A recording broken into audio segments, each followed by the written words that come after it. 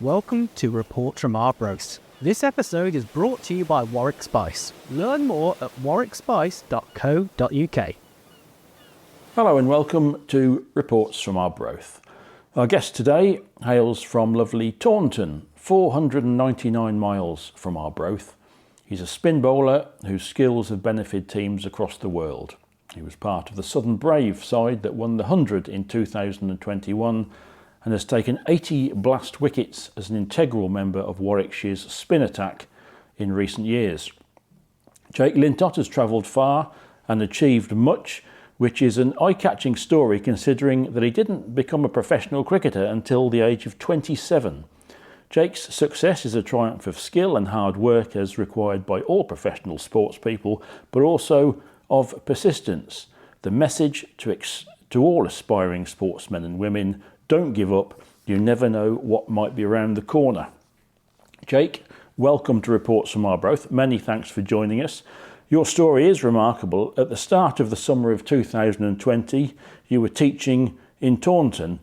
Quite a lot's happened since then. Yeah, it has, and just listening to you there, I guess it gives you a bit of perspective on where you've come from and how it all started, and to this point now where I think recently signed a new contract at Warwickshire, which will take me to 7 years at the club, which I'm really proud of. And yeah, it's been a really fun journey so far, and I've loved every second of it. Just take us back to the start. You were teaching at Queen's College in Taunton and had a bit of second 11 cricket and also played a couple of T20s, I think, for Hampshire and Gloucestershire. But it seemed as though the full-time professional gig was going to elude you, didn't it? You were still teaching into your mid-20s. Yeah, I'm probably the most experienced second-team cricketer in the world, I'd say. I've played a lot for a lot of teams, trialled around the country, and yeah, you're right. It did reach that point where it was kind of breaking point, and it was at a time where I was 26, 27. I had a really good job at Queen's College in Taunton, and I was sort of head of cricket there and working in a boarding house and running the cricket programme throughout the school, doing a bit of PE, and I was quite happy doing that. I loved doing that, but I still always had that burning desire and belief that I could play professional cricket, and I was just really lucky, that Warwickshire gave me that opportunity.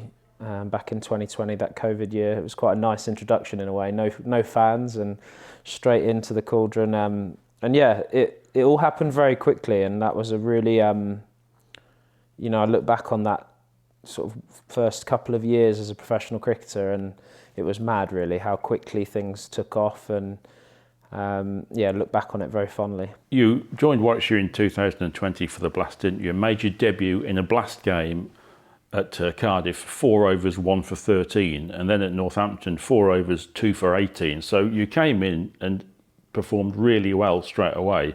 And here's a guy that has only just come into professional cricket in his late 20s. I mean, that's a remarkable story, isn't it? How close were you before then to saying, forget it, I'm just going to keep teaching? I think my dad was encouraging me to do that, just sort of jack it in. I was really lucky, I was brought up in Somerset. We lived on a farm, and they were able to support me throughout those early 20s when most people were working and getting out there and extending their career and trying to push themselves out into the world. So I was very lucky that I had that support network behind me to be able to trial, and because at that time trialing, it wasn't paid. It was you were giving up days to go and show what you can do. So I would say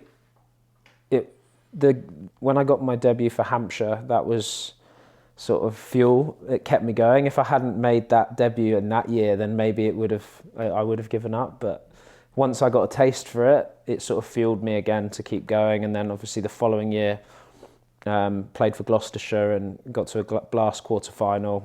Unfortunately lost. I've not got a great record in quarter-finals. That sort of fueled it and kept me going. And then Warwickshire, I trialled for probably 18 months with Warwickshire, to be honest. It was quite a long trial, and they were always very positive with me and believed that I had the skills to make it. And then COVID came at a good time, really, for me. It allowed me to reset, really focus on myself. I lost loads of weight, got as fit as I possibly could, and I hit that tournament in 2020 probably in the best shape I've ever been in, and also just with a new lease of life and excited about the opportunity. It was a 1 month block. I could give it everything, and yeah, it went really, really well, better than ever I could have expected, really. So yeah, it was a great start to life as a bear. And within about 16 months, you were lifting the 100 with Southern Brave. Were you thinking, blimey, what's happened here? How's this all happened so quickly? Because, I mean, your bowling is very different, isn't it? It did take people by surprise.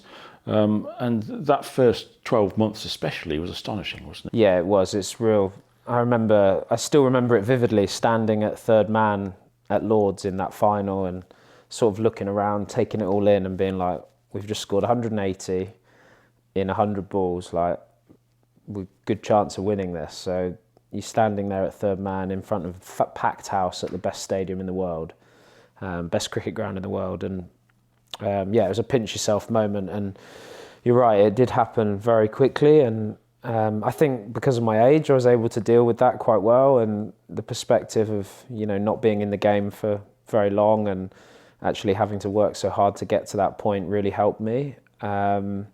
But yeah, it was a special time and a real highlight, lifting that trophy at Lord's, and sort of reward for all those years of, toughing it out in the second teams, trying to impress. And it was a really satisfying moment, that for sure. Most overnight sensations, if you like, they're overnight in terms of coming to public attention, but there's years of hard graft gone in behind them, hasn't there? And I guess that is your case, because your bowling is very different, isn't it? Left arm wrist spinners are quite rarely come across, and a lot of research has gone into it, and how to bowl to various batters. You do work very hard at that side of the game, don't you? Yeah, for sure. I try and cover all bases, but I think I've mentioned it quite a few times before. I feel like the structure of English cricket and how when you're 18, teams are making decisions on whether they think that person's good enough. And I make no secret about the fact I wasn't probably good enough until the age of 22. But then when you are good enough, how do players then transition into the game? And that is a big area, I think, where ECB and counties need to be quite flexible with that, because players will develop at different ages, and to be making career decisions on players at 18 years old when perhaps they do a skill like I do that just takes so much longer to develop was really tough for me. But yeah, I made no secret I wasn't good enough at that age, and it wasn't until I probably reached the age of 23 that I really felt I was good enough to be playing. But then I still had to wait 4 more years to get that opportunity. So that was tough, and then ever since I've come into the game, I am very diligent. I try and work as hard as I can, and you're only a professional cricketer for a certain amount of time, and you've got to try and make the most of every opportunity you get. I'm quite thorough and try and cover all my bases and learn as much as I can about opposition and make notes on opposition and things like that. But yeah, it's an interesting journey, and it's just trying to make the most of it now for me. And the interesting journey, of course, went far beyond the borders of English cricket, didn't it? Because you arrived on the scene just as franchise cricket was really starting to take off, and you've travelled quite extensively in T10 and T20 tournaments. That must have been quite an interesting dimension and quite an amazing dimension to how quickly your career exploded. Yeah, for sure. I feel extremely grateful for the opportunities I've had. I think my first experience was I played in the CPL, Caribbean Premier League. Mixing with some of the world's best players, learning from those guys, best coaches. Bowling at players like Chris Gale at the back end of their career. You never really think that's what you're going to do. And then I ended up playing with Chris Gale in the Bangladesh Premier League in the same team as him and Dwayne Bravo. And I think that's the best thing about that cricket is you get to travel and play around the world and show off your skills, but you're mixing with the best players all the time and coming across so many different varieties of cultures and players and that sort of thing. And it's just special traveling parts of the world and being paid to do it and play with some of the best players around. It's awesome. I've always wondered how easy is it to, I mean, you're all professionals, so you all do a professional job, but how easy is it to meet a bunch of blokes and immediately get into a team spirit, which is what you need to do in a matter of hours almost, isn't it, sometimes? Yeah, I think it varies from team to team and how teams go about it, but my experiences have always been very positive, to be honest. I think you're all there for the same reason. You all want to play cricket and you want to have fun and you want to, win trophies. So there's a lot of things that bring teams together, and those three things are pretty vital to that. And yeah, it's amazing how quickly you can gel as a group. Obviously, it takes a little bit of time on the field in terms of dynamics and stuff like that. But off the field, it's never ever been an issue. It's something that you always feel welcomed. Every franchise I've been to have been very welcoming. So it's a great environment, and yeah, like I said, it's just a really good opportunity for players to get away and play with different players in different conditions. You played a bit of T10. Yeah. What's the bowling mentality in that then? Oh, that's tough, that. T10 kind of feels like, your plan is how do I not get hit for six, essentially. It's not how do I get a wicket, really. You're trying to just defend, and if you go at less than sort of 12 and over, 13 and over, you've done a pretty decent job. So it's quite fickle. I think T20 cricket in general is very fickle. Like, sometimes I'll bowl really poorly and get, or I perceive to be poorly, and I'll get 3 for 25, and then some nights I'll get none for 40 and probably bowl a lot better. So it's quite a fickle sport, and a lot of things need to align, and you need a little bit of luck. There's definitely an element of that in T20 cricket, brilliant bit of fielding and those sorts of things. So yeah, it's a volatile sport, white ball T20 cricket, and it's how you deal with that. I've found along the journey, dealing with the ups and downs is probably the biggest thing to be able to stay on the right path, because you can easily read into things too much. And I guess also you need to keep evolving your bowling, don't you? Because when you first came in, who's Jake Lintott, some people were saying, you were a bit of an unknown quantity. As the years go by, people have faced you before. So do you need to keep trying to tweak things? Yeah, for sure. I was probably a little bit guilty of that when I'd had that really rapid rise.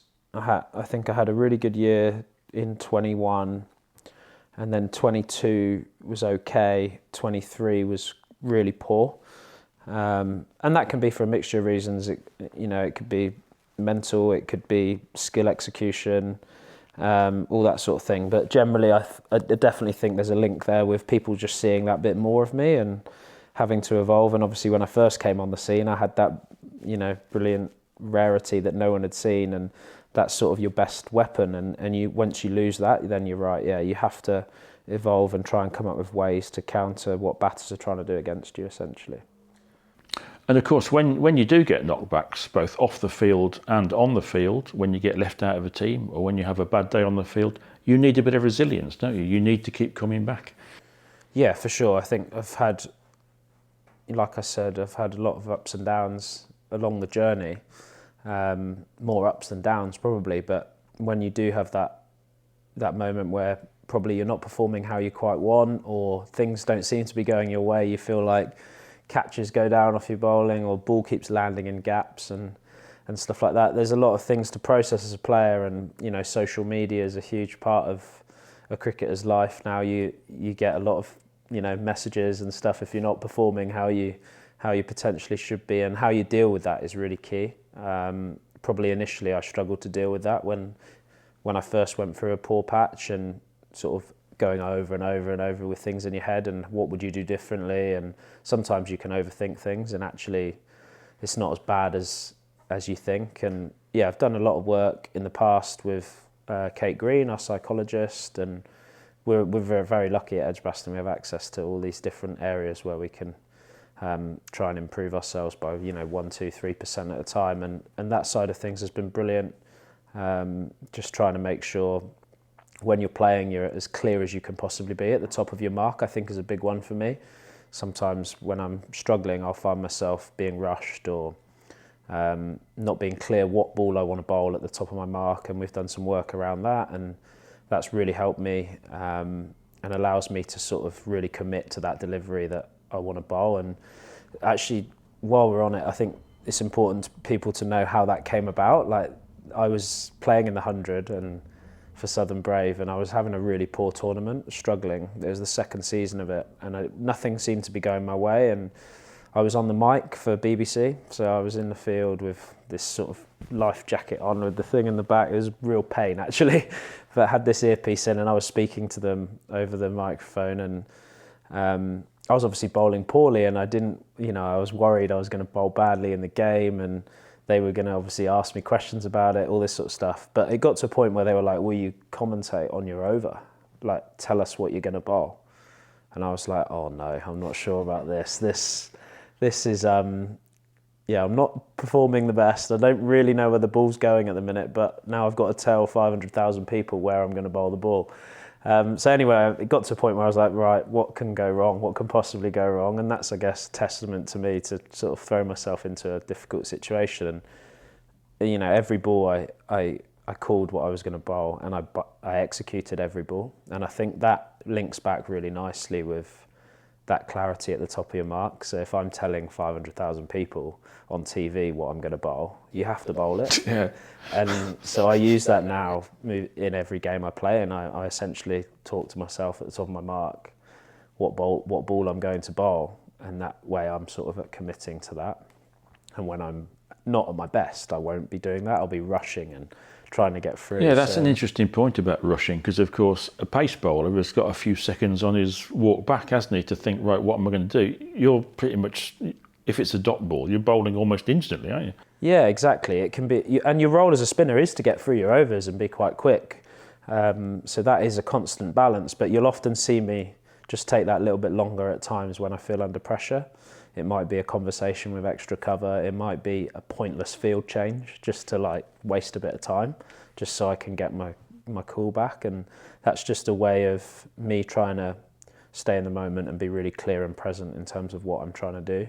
But I found it's really helped me, and that was, that all came back from that story of being on the microphone. That is a way to put yourself under pressure. If you tell 500,000 people you're going to bowl a devastating googly and you drag it down and get pulled for sixes. Yeah, exactly. And that still happens occasionally. Of course it does. You're never going to execute 100% of the time, but I think just that commitment at the top of my mark is a big thing, and I think it's true for a lot of bowlers, really. It's just how they get to that point of being able to commit, and that's just something I've used, is sort of imagining talking to a commentator, as it were.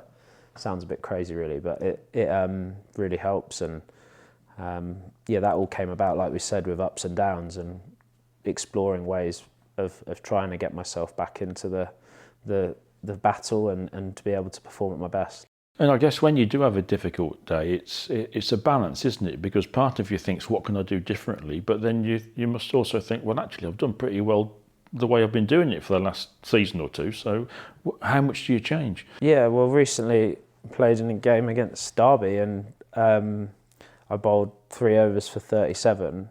And in reality, I look back, I watched my spell back the following morning, and I was very happy with how I bowled. And how you break down your spell is really important afterwards, how you sort of process it, because it would have been easy for me to come off the field and be like, oh, I've got absolutely whacked there, I've gone at 12 and over, I'm rubbish, or whatever it is. But in reality, when you look back at your spell and you go through it, there's 3 really good shots. There was probably 1 ball I would have had back. And, if you're bowling 3 overs and 1 ball you're not happy with, you've probably bowled pretty well. And that's another way of, analysing the game, which I try and do, is just go back through everything and be really honest with myself whether I'm happy with that ball or not, because ultimately you can bowl good balls and they get hit out of the ground. That's T20 cricket. We spoke about the volatile nature of it. So yeah, I think how you deal with, when it doesn't quite go right is really important as well. How about red ball cricket, Jake? I haven't 3 first-class games, I think. Does that frustrate you, or is that just part of it? You are essentially a white ball cricketer. No, it is a sore subject probably with me. I find it quite difficult to process. I think probably could have played a few more games than I have done. I'm not saying I should be playing every game for sure, but I love my red ball cricket. I played a lot of it for Wiltshire before I was a professional and had a lot of success in that format, both with bat and ball, albeit at minor county level. But yeah, I think we've seen this year at Warwickshire, you know, with Taz Ali coming into the team, what a wrist spinner brings to a 4-day team, and that attacking option.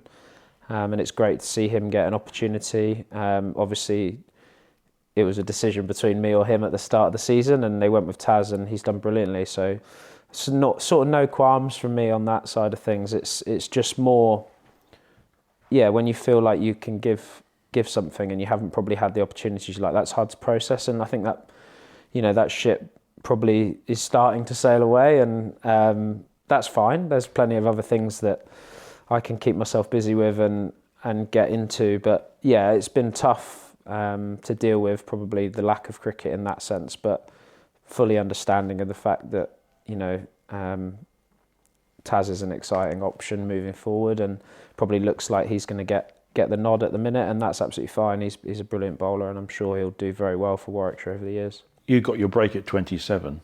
There will be, I'm guessing, quite a lot of cricketers out there thinking, I just wonder if I'm good enough. What would your message be to them? Do you keep on going, or is there some point where you have to think, oh, maybe it's not going to happen for me, or do you keep on knocking on the door? I think it depends on how much you want it. So I definitely know I wanted it. And for everyone who was around me, my friends, my family, you know, they were kind of all telling me, come on, mate, give it up. Like, why are you still trying? And my reaction to that was, nah, I'm going to prove them wrong. And that's, I think it comes from within. Like, you'll either know whether you want to carry on or not. I think it's similar when you come to retire, right?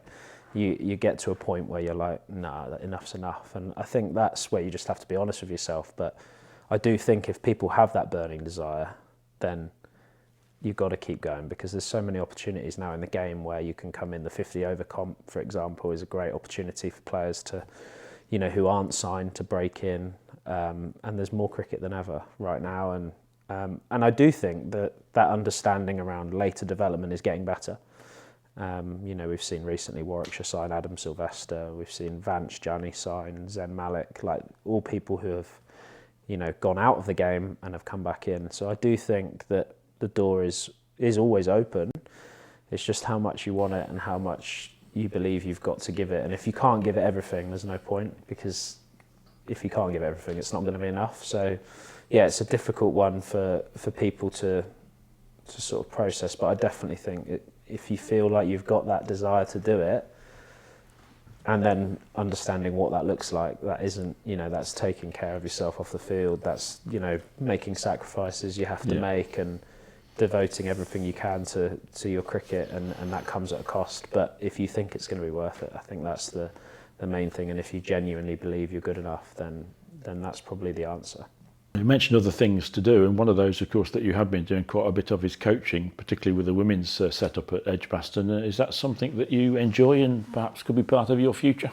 Yeah, for sure. I've always loved helping players develop. I think that's the fundamental reason why we coach, is seeing players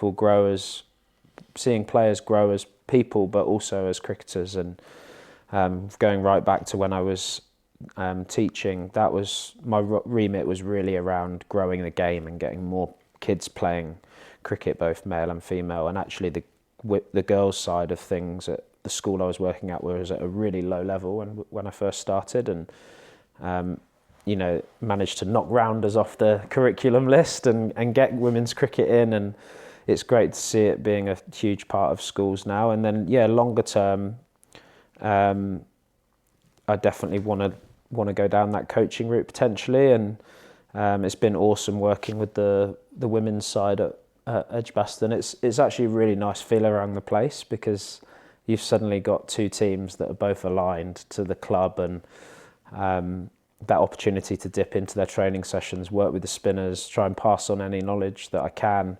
But also they're a brilliant group to work with, because they really listen and they really want to get better. They're desperate to get better. They've not had professional cricket, hasn't been a thing for very long. So they're kind of like sponges. They want to take as much information as they can. And that as a coach is brilliant, because you feel like you can then impact them. So yeah, I thoroughly enjoyed that opportunity to work with them. And yeah, further down the line, hopefully that evolves into something more permanent. And of course, at Warwickshire with Georgia Davis, she's very much part of a really good spin attack, hasn't she? I mean, the spin bowling in Warwickshire women's team at the moment, I would think is probably the best in the country. Yeah, it's really good asset for Ali Maiden, the head coach, in terms of having those 4 different spinners. They're all very different in their own right. You know, with left arm wrist spin, leg spin, off spin, and left arm spin, they've got all bases covered, and they're all going upward on an upwards trajectory. And they're a young squad, and they're only going to get better and better. So yeah, it's quite similar to our attack really in the men's side of things. We both quite spin heavy, and that seems to work at Edgbaston. So yeah, it's been great to work with them. And spin, I mean, I have to talk from my perspective. I was a spin bowler, wrist spinner myself. Didn't quite go as far as you, Jake, but it is. I think it's when somebody bowls spin really well and really beautiful. I think it's a great thing to watch, isn't it? So it's great to see both the men's and the women's teams at Edgbaston having a really strong spin armoury, isn't it? It'd be lovely to see it focus a bit more in red ball cricket, wouldn't it? Yeah. We've not seen a huge amount of spin bowling in red ball cricket at Edgbaston since probably Jeets retired. But yeah, it is a big part of T20 cricket now. I remember when T20 first came out, everyone was like, the spinners are dead. There's no chance. But yeah, you're seeing all around the world, and it's probably linked quite heavily to Adil Rashid for England in terms of how Morgan's used him for 10, 15 years when he was captain. You know, that's really ignited wrist spin, particularly in this country, and you now don't really see a team without one. And they're a key part of every T20 50 over team. You need that attacking option and someone who can spin the ball both ways. And yeah, I'm obviously biased, but I enjoy watching the girls bowling because yeah, you can sort of, you know what they're going through, and it's great to see them they've started really well in the T20, and it's great to see. When a spinner turns one past a charging batsman and bowled or stumped, it's the equivalent of the middle stump going out of the ground, Correct. Isn't it? Yeah, it's the most satisfying thing, making the batter look silly. I think that's the goal, isn't it, as a spinner, is how can you get one over on the batter and make them look a bit stupid, and particularly as a wrist spinner, being able to spin the ball both ways. I think that's the most satisfying wicket for sure. I'm interested in what you say about wrist spinners, which probably are reaching their better period late in their career, because I will be honest, Jake, I had a trial for Warwickshire as a leg spinner at 18, and they haven't got back to me yet. Do you think they should have another look, perhaps? Yeah, potentially. Matured nicely now. It's never too late, as you know, Brian. No, yeah, it's a big problem. Like, everyone develops at different ages, and particularly wrist spin. You look at Shane Warne when he first came onto the scene. It wasn't at 18. He wasn't the finished article, and I think his first test went pretty poorly from memory. So yeah, everyone, particularly wrist spin, it does just take that bit longer in terms of understanding your skill, what allows you to, repeat. But yeah, I feel like when you reach the age of 23, 24, you really start to get a feel for things, and that can be different again. Some people, I know players locally in club cricket who I've seen a huge difference in them, like now, even at the age of 28, 29, the difference between them from 22 is massive. So yeah, I definitely think there needs to be a little bit more scope, for extending that period where players can develop. But we'll see what happens. I think 59 is when a spinner peaks, but clearly coaching is part of your future. But you say you've signed a new contract at the Bears. Hopefully there's plenty of wickets still coming down the track as well. Yeah, for sure. I'm still as passionate as ever about my cricket, and I don't want coaching to get in the way of my cricket at all. So I'm always prioritising my cricket. It's just as and when am I able to find windows to be able to help the girls. That's more the remit at the minute. But yeah, I feel like I've got loads to offer still. And yeah, my sort of goal is to get back into that 100 competition, and I'm only going to do that by performing really well for the Bears and hopefully lifting that trophy at the end of the season and winning a quarter final. Yeah, that would be brilliant. I think I'm none from 5, so yeah, we'll hope that this year is 1 from 6. Jake, great stuff. Lovely to talk to you. Thanks for joining us. Thank you. Reports from Arbroath is an Orion Creative Services production. To listen to more episodes, to read our blog, or to join our mailing list, please visit reportsfromarbroath.com.